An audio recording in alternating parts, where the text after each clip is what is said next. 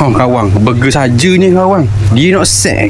Hari ini 31 bulan 1, penghujung bulan 1. Okey, ni kita nak buat trio set 2 Okey, untuk burger 3 tingkat ni aka trio burger, bawah sekali kita akan letak ni patty ni smoky chick, patty ayam grill. Kita letak patty ayam grill.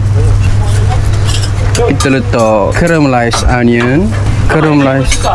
Lepas tu tingkat kedua kita akan letak patty beef homemade, patty yang kita dah smash. Alright. Okey, atas sekali kita akan letak pula crispy zinger. Okey, crispy zinger. Cheese keping pula. Tak. Kawan, burger saja ni kawan. Dia nak set.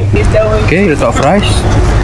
Letak fries. Atas fries ni kita akan letak sos cili, letak sos black pepper. Last sekali kita akan letak mayonis.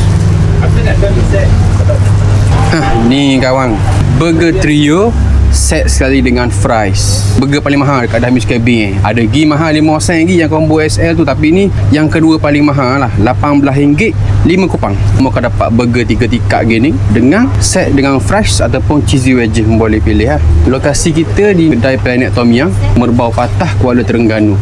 Kita start buka pukul 6 petang sehingga 12 malam. Terima kasih banyak belaka. Assalamualaikum. Ting.